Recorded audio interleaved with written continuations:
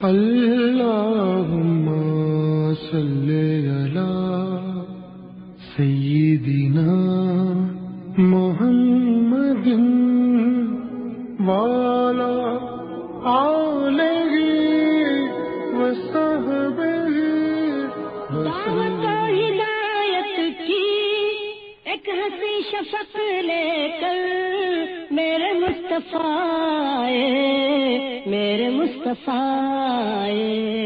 کفر کے اندھیروں میں نور کا طبق لے کر میرے مصطفیٰ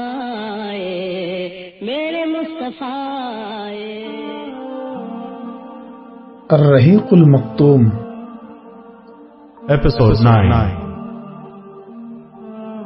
نبوت و رسالت کی داعیانہ زندگی مکی دور۔ نبوت و دعوت کا مکی دور۔ نبوت و رسالت سے مشرف ہونے کے بعد رسول اللہ صلی اللہ علیہ وسلم کی زندگی کے دو واضح دور ہیں جو ایک دوسرے سے مکمل طور پر ممتاز ہیں، جو یہ ہیں: پہلا مکی دور تقریباً 13 سال، دوسرا مدنی دور پورے 10 سال۔ پھر دونوں میں سے ہر دور کے کئی مرحلے ہیں اور ہر مرحلے کی اپنی خصوصیات ہیں جن کے ذریعے سے وہ دوسرے مرحلوں سے ممتاز ہیں۔ دونوں دور میں آپ صلی اللہ علیہ وسلم کی دعوت جن حالات سے گزری ہے ان پر باریک نظر ڈالنے سے یہ بات واضح ہوتی ہے۔ مکی دور کو 3 مرحلوں میں تقسیم کیا جا سکتا ہے۔ پہلا سری اور انفرادی دعوت کا مرحلہ 3 سال، دوسرا اہل مکہ میں کھلی دعوت کا مرحلہ نبوت کے 4 سال کے آغاز سے ہجرت مدینہ تک، تیسرا مکہ سے باہر دعوت کے پھیلاؤ کا مرحلہ نبوت کے 10ویں سال کے آغاز سے۔ یہ مرحلہ مدنی دور کو بھی شامل ہے اور نبی صلی اللہ علیہ وسلم کی آخری زندگی تک ہے۔ مدنی دور کے مرحلوں کی تفصیل اپنی جگہ پر آ رہی ہے۔ نبوت و رسالت کی چھاؤں میں غار حرا کے اندر رسول اللہ صلی اللہ علیہ وسلم کی عمر شریف جب 40 برس کے قریب ہو چلی اور اس دوران آپ صلی اللہ علیہ وسلم کے اب تک کے تعاملات نے قوم سے آپ کا ذہنی اور فکری فاصلہ بہت وسیع کر دیا تھا، تو آپ کو تنہائی محبوب ہو گئی۔ چنانچہ آپ صلی اللہ علیہ وسلم ستو اور پانی لے کر مکہ سے کوئی 2 میل دور کوہ حرا کے غار میں جا رہے تھے۔ یہ ایک مختصر سا غار ہے جس کا طول 4 گز اور عرض 2.25 گز ہے۔ یہ نیچے کی جانب گہرا نہیں تھا بلکہ ایک مختصر راستے کے بازو میں اوپر کی چٹانوں کے باہم ملنے سے ایک کوتل کی شکل اختیار کیے ہوئے ہے۔ آپ صلی اللہ علیہ وسلم رمضان بھر اس غار میں قیام فرماتے، اللہ تعالیٰ کی عبادت کرتے، کائنات کے مشاہد اور اس کے پیچھے کار فرما قدرت نادرہ پر غور فرماتے۔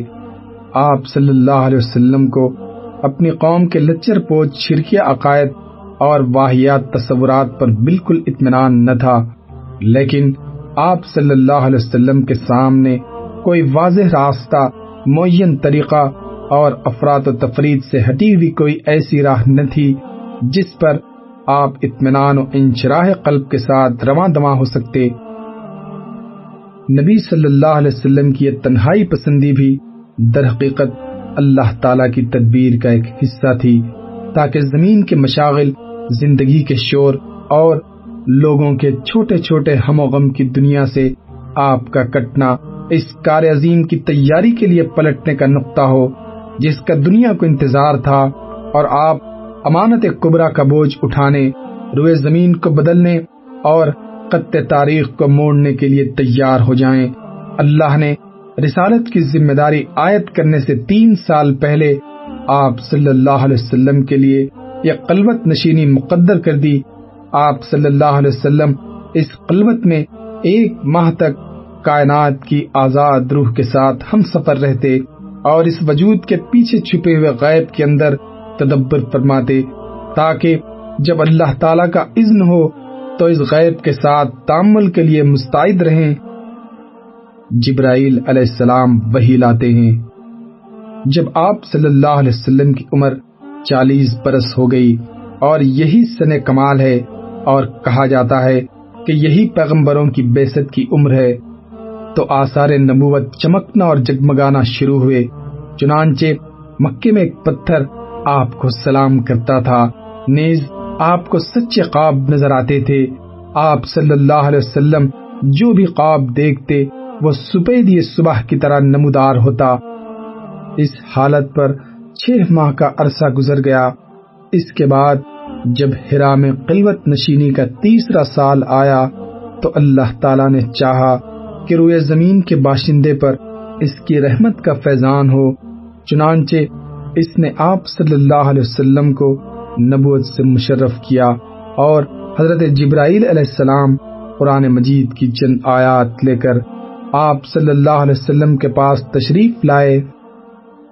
دلائل و قرآن پر ایک جامع نگاہ ڈال کر حضرت جبرائیل علیہ السلام کی تشریف آوری کے اس واقعے کی تاریخ معین کی جا سکتی ہے۔ ہماری تحقیق کے مطابق یہ واقعہ رمضان المبارک کی 21 تاریخ کو دوشنبے کی رات میں پیش آیا۔ اس روز اگست کی 10 تاریخ تھی اور 610 عیسوی تھا۔ قمری حساب سے نبی صلی اللہ علیہ وسلم کی عمر 40 سال 6 مہینے 12 دن اور شمسی حساب سے 39 سال 3 مہینے 22 دن تھی۔ آئیے اب ذرا حضرت عائشہ رضی اللہ عنہا کی زبانی اس واقعے کی تفصیلات سنیں جو نبوت کا نقطہ آغاز تھا اور جس سے کفر و ضلالت کی تاریکیاں چھٹتی چلی گئیں، یہاں تک کہ زندگی کی رفتار بدل گئی اور تاریخ کا رخ پلٹ گیا۔ حضرت عائشہ رضی اللہ عنہا فرماتی ہیں کہ رسول اللہ صلی اللہ علیہ وسلم پر وحی کی ابتدا نیند میں اچھے خواب سے ہوئی۔ آپ صلی اللہ علیہ وسلم جو بھی خواب دیکھتے تھے وہ سپیدی صبح کی طرح نمودار ہوتا۔ پھر آپ کو تنہائی محبوب ہو گئی، چنانچہ آپ غار حرا میں خلوت اختیار فرماتے اور کئی رات گھر تشریف لائے بغیر مصروف عبادت رہتے۔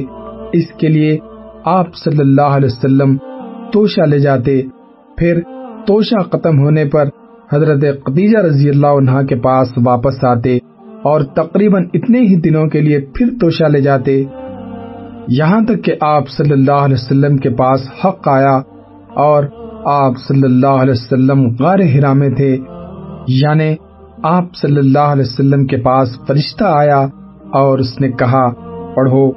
آپ صلی اللہ علیہ وسلم نے فرمایا میں پڑھا ہوا نہیں ہوں۔ آپ صلی اللہ علیہ وسلم فرماتے ہیں کہ اس پر اس نے مجھے پکڑ کر اس زور سے دبایا کہ میری قوت نچوڑ دی، پھر چھوڑ کر کہا پڑھو۔ میں نے کہا میں پڑھا ہوا نہیں ہوں۔ اس نے دوبارہ پکڑ کر دبوچا، پھر چھوڑ کر کہا پڑھو۔ میں نے پھر کہا میں پڑھا ہوا نہیں ہوں۔ اس نے تیسری بار پکڑ کر دبوچا، پھر چھوڑ کر کہا اقرأ بسم ربک الذی خلق خلق الانسان من علق اقرأ وربک الاکرم۔ پڑھو اپنے رب کے نام سے جس نے پیدا کیا، انسان کو لوتھڑے سے پیدا کیا، پڑھو اور تمہارا رب نہایت کریم ہے۔ ان آیات کے ساتھ رسول اللہ صلی اللہ علیہ وسلم پلٹے، آپ کا دل دھک دھک کر رہا تھا۔ حضرت خدیجہ بنت قویل کے پاس تشریف لائے اور فرمایا مجھے چادر اڑا دو، مجھے چادر اڑا دو۔ انہوں نے آپ کو چادر اڑا دی، یہاں تک کہ خوف چاہتا رہا۔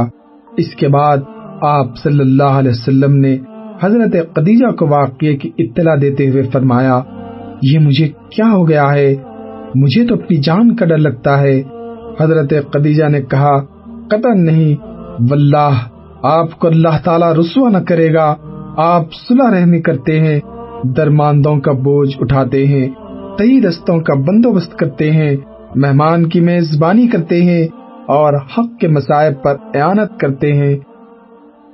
اس کے بعد حضرت خدیجہ رضی اللہ عنہا آپ صلی اللہ علیہ وسلم کو اپنے چچیرے بھائی ورقہ بن نوفل بن اسد بن عبد العزیٰ کے پاس لے گئیں۔ ورقہ دور جاہلیت میں عیسائی ہو گئے تھے اور عبرانی میں لکھنا جانتے تھے۔ چنانچہ عبرانی زبان میں حسب توفیق الہی انجیل لکھتے تھے۔ اس وقت بہت بوڑھے اور نابینا ہو چکے تھے۔ ان سے حضرت خدیجہ نے کہا، بھائی جان، آپ اپنے بھتیجے کی بات سنیں۔ ورقہ نے کہا، بھتیجے تم کیا دیکھتے ہو؟ رسول اللہ صلی اللہ علیہ وسلم نے جو کچھ دیکھا تھا بیان فرما دیا۔ اس پر ورقہ نے آپ سے کہا، یہ تو وہی ناموس ہے جسے اللہ نے موسیٰ پر نازل کیا تھا۔ کاش میں اس وقت زندہ ہوتا جب آپ کی قوم آپ کو نکال دے گی۔ رسول اللہ صلی اللہ علیہ وسلم نے فرمایا، اچھا تو کیا یہ لوگ مجھے نکال دیں گے؟ ورقہ نے کہا، ہاں، جب بھی کوئی آدمی اس طرح کا پیغام لایا جیسا تم لائے ہو تو اس سے ضرور دشمنی کی گئی، اور اگر میں نے تمہارا زمانہ پا لیا تو تمہاری زبردست مدد کروں گا۔ اس کے بعد ورقہ جلد ہی فوت ہو گئے اور وحی رک گئی۔ وحی کی بندش۔ رہی یہ بات کہ وحی کتنے دنوں تک بند رہی، اس سلسلے میں ابن سعد نے ابن عباس سے ایک روایت نقل کی ہے جس کا مفاد یہ ہے کہ بندش چند دنوں کے لیے تھی، اور سارے پہلوؤں پر نظر ڈالنے کے بعد یہی بات راجح بلکہ یقینی معلوم ہوتی ہے، اور یہ جو مشہور ہے کہ وحی کی بندش 3 سال یا 2.5 سال تک رہی، تو یہ قطعاً صحیح نہیں۔ روایات اور اہل علم کے اقوال پر نظر ڈالنے کے بعد میں ایک عجیب و غریب نتیجے پر پہنچا ہوں جس کا ذکر مجھے کسی صاحب علم کے یہاں نہیں مل سکا۔ اس کی توضیح یہ ہے کہ روایات اور اہل علم کے اقوال سے معلوم ہوتا ہے کہ آپ صلی اللہ علیہ وسلم غار حرا میں ہر سال 1 مہینہ تشریف رکھتے تھے، اور یہ رمضان کا مہینہ ہوا کرتا تھا۔ یہ کام آپ نے نبوت کے 3 سال پہلے سے شروع کیا تھا، اور سال نبوت اس کام کا آخری سال تھا۔ پھر رمضان کے خاتمے کے ساتھ حرا میں آپ صلی اللہ علیہ وسلم کی اقامت ختم ہو جاتی تھی، اور آپ صبح کو یعنی پہلی شوال کی صبح کو گھر واپس آ جاتے۔ ادھر صحیحین کی روایت میں بات صراحت سے بیان کی گئی ہے کہ وحی کی بندش کے بعد دوبارہ جس وقت وحی نازل ہوئی، اس وقت آپ صلی اللہ علیہ وسلم غار حرا میں اپنے قیام کا مہینہ پورا کر کے گھر تشریف لا رہے تھے۔ اس لیے یہ نتیجہ نکلتا ہے کہ جس رمضان میں آپ صلی اللہ علیہ وسلم نبوت اور وحی سے مشرف ہوئے، اسی رمضان کے خاتمے کے بعد پہلی شوال کو دوبارہ وحی نازل ہوئی، کیونکہ یہ حرا میں آپ کے قیام کا آخری موقع تھا۔ اور جب یہ بات ثابت ہے کہ آپ پر پہلی وحی 21 رمضان 2 شنبے کی رات نازل ہوئی، تو اس کے معنی یہ ہے کہ وحی کی بندش کل 10 دن تھی، اور دوبارہ اس کا نزول جمعرات 21 شوال 1 نبوت کو ہوا۔ اور شاید یہی وجہ ہے کہ رمضان کے آخری عشرے کو اعتکاف کے لیے خاص کیا گیا ہے، اور پہلی شوال کو عید کے لیے۔ واللہ عالم۔ وحی کی اس بندش کے عرصے میں رسول اللہ صلی اللہ علیہ وسلم حزین و غمگین رہے، اور آپ پر حیرت و استعجاب طاری رہا۔ چنانچہ صحیح بخاری کتاب التعبیر کی روایت ہے، وحی بند ہو گئی، جس سے رسول اللہ صلی اللہ علیہ وسلم اس قدر غمگین ہوئے کہ کئی بار بلند و بالا پہاڑ کی چوٹیوں پر تشریف لے گئے کہ وہاں سے لڑک جائیں، لیکن جب کسی پہاڑ کی چوٹی پر پہنچتے کہ اپنے آپ کو لڑکا لیں تو حضرت جبرائیل علیہ السلام نمودار ہوتے اور فرماتے، اے محمد، آپ اللہ کے رسول برحق ہیں، اور اس کی وجہ سے آپ کا اضطراب تھم جاتا، نفس کو قرار آ جاتا، اور آپ واپس آ جاتے۔ پھر جب آپ پر وحی کی بندش طول پکڑ جاتی تو آپ پھر اسی جیسے کام کے لیے نکلتے، لیکن جب پہاڑ کی چوٹی پر پہنچتے تو حضرت جبرائیل علیہ السلام نمودار ہو کر پھر وہی بات دہراتے۔ جبرائیل علیہ السلام دوبارہ وحی لاتے ہیں۔ حافظ ابن حجر فرماتے ہیں کہ یہ یعنی وحی کی چند روزہ بندش اس لیے تھی تاکہ آپ پر جو خوف طاری ہو گیا تھا وہ رخصت ہو جائے اور دوبارہ وحی کی آمد کا شوق و انتظار پیدا ہو جائے۔ چنانچہ جب یہ بات حاصل ہو گئی اور آپ وحی کی آمد کے منتظر رہنے لگے تو اللہ نے آپ کو دوبارہ وحی سے مشرف کیا۔ آپ صلی اللہ علیہ وسلم کا بیان ہے کہ میں نے ہرا میں 1 مہینہ اعتکاف کیا۔ جب میرا اعتکاف پورا ہو گیا تو میں اترا۔ جب بطن وادی میں پہنچا تو مجھے پکارا گیا۔ میں نے دائیں دیکھا، کچھ نظر نہ آیا، بائیں دیکھا تو کچھ نظر نہ آیا، آگے دیکھا کچھ نظر نہ آیا، پیچھے دیکھا کچھ نظر نہ آیا، پھر آسمان کی طرف نگاہ اٹھائی تو ایک چیز نظر آئی۔ کیا دیکھتا ہوں کہ وہی فرشتہ جو میرے پاس ہرا میں آیا تھا آسمان و زمین کے درمیان ایک کرسی پر بیٹھا ہے۔ میں اس سے خوف زدہ ہو کر زمین کی طرف جا جھکا۔ پھر میں نے خدیجہ کے پاس آ کر کہا، مجھے چادر اڑا دو، مجھے چادر اڑا دو، مجھے کمبل اڑا دو اور مجھ پر ٹھنڈا پانی ڈال دو۔ انہوں نے مجھے چادر اڑا دی اور مجھ پر ٹھنڈا پانی ڈال دیا۔ اس کے بعد اللہ تعالیٰ نے یا ایھا المدثر قم فانذر وربک فکبر وثیابک فطہر والرجز فہجر، المدثر 1 تا 5 تک نازل فرمائی۔ یہ نماز فرض ہونے سے پہلے کی بات ہے۔ اس کے بعد وحی میں گرمی آ گئی اور پے در پے نازل ہونے لگی۔ یہی آیات آپ کی رسالت کا نقطہ آغاز ہیں۔ یہ رسالت آپ کی نبوت سے اتنا ہی عرصہ متاخر رہی جتنا عرصہ وحی بند رہی۔ اس میں 2 قسم کی باتوں کا آپ کو مکلف کیا گیا ہے۔ اس کے نتائج بھی بتلائے گئے ہیں۔ پہلی قسم تبلیغ اور ڈراوے کی ہے، جس کا حکم قم فانذر سے دیا گیا ہے، کیونکہ اس کے معنی یہ ہیں کہ آپ اٹھ جائیے اور آگاہ کر دیجئے کہ لوگ اللہ برتر کے علاوہ دوسروں کی پوجا کر کے اس کی ذات و صفات اور افعال و حقوق میں دوسروں کو شریک ٹھہرا کر جس غلطی و گمراہی میں پھنسے ہوئے ہیں، اگر اس سے باز نہ آئے تو ان پر اللہ کا عذاب آ پڑے گا۔ دوسری قسم جس کا آپ کا مکلف کیا گیا ہے یہ ہے کہ آپ اپنی ذات پر اللہ کا حکم لاگو کریں اور اپنی حد تک اس کا التزام کریں، تاکہ ایک طرف آپ اللہ کی مرضی حاصل کر سکیں اور دوسری طرف ایمان لانے والوں کے لیے بہترین نمونہ بھی ہوں۔ اس کا حکم باقی آیات میں ہے۔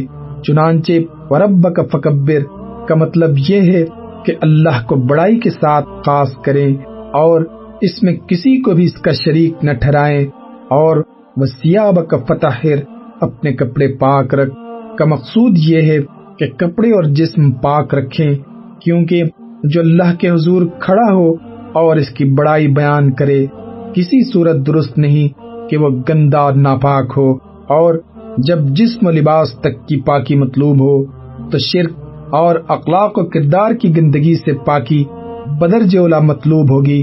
والرجز فہجر کا مطلب یہ ہے کہ اللہ کی ناراضگی اور اس کے عذاب کے اسباب سے دور رہو، اور اس کی صورت یہی ہے کہ اس کی اطاعت لازم پکڑو اور معصیت سے کنارہ کش رہو۔ اور ولا تمنن تستکثر کا مطلب یہ ہے کہ کسی احسان کا بدلہ لوگوں سے نہ چاہو، یا جیسا احسان کیا ہے اس سے افضل جزا کی امید اس دنیا میں نہ رکھو۔ آخری آیت میں تنبیہ کی گئی ہے کہ اپنی قوم سے الگ دین اختیار کرنے، اسے اللہ وحدہ لا شریک کی دعوت دینے اور اس کے عذاب اور گرفت سے ڈرانے کے نتیجے میں قوم کی طرف سے اذیتوں کا سامنا کرنا ہوگا۔ اس لیے فرمایا گیا وَلِرَبِّكَ فَاصْبِرْ، اپنے پروردگار کے لیے صبر کرنا۔ پھر ان آیات کا مطلع اللہ بزرگ و برتر کی آواز میں ایک آسمانی ندا پر مشتمل ہے، جس میں نبی صلی اللہ علیہ وسلم کو اس عظیم و جلیل کام کے لیے اٹھنے اور نیند کی چادر پوشی اور بستر کی گرمی سے نکل کر جہاد و کفاح اور سعی و مشقت کے میدان میں آنے کے لیے کہا گیا ہے۔ یا ایھا المدثر قم فانذر، اے چادر پوش اٹھ اور ڈرا۔ گویا یہ کہا جا رہا ہے کہ جسے اپنے لیے جینا ہے وہ تو راحت کی زندگی گزار سکتا ہے، لیکن آپ جو اس زبردست بوجھ کو اٹھا رہے ہیں تو آپ کو نیند سے کیا تعلق، آپ کو راحت سے کیا سروکار، آپ کو گرم بستر سے کیا مطلب، یہ سکون زندگی سے کیا نسبت، راحت بخش ساز و سامان سے کیا واسطہ۔ آپ اٹھ جائیے اس کار عظیم کے لیے جو آپ کا منتظر ہے، اس بار گراں کے لیے جو آپ کی خاطر تیار ہے۔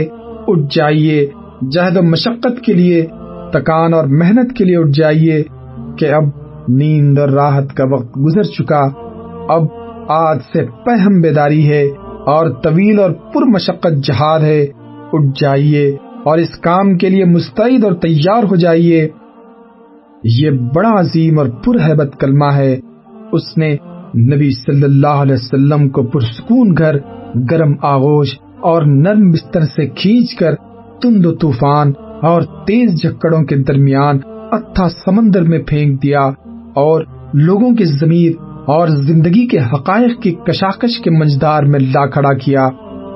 پھر رسول اللہ صلی اللہ علیہ وسلم اٹھ گئے اور 20 سال سے زیادہ عرصے تک اٹھے رہے۔ راحت و سکون تجدیہ زندگی اپنے لیے اور اپنے اہل و عیال کے لیے نہ رہی۔ آپ اٹھے تو اٹھے ہی رہے، کام اللہ کی دعوت دینا تھا۔ آپ نے ایک کمر توڑ بار گراں اپنے شانے پر کسی دباؤ کے بغیر اٹھا لیا۔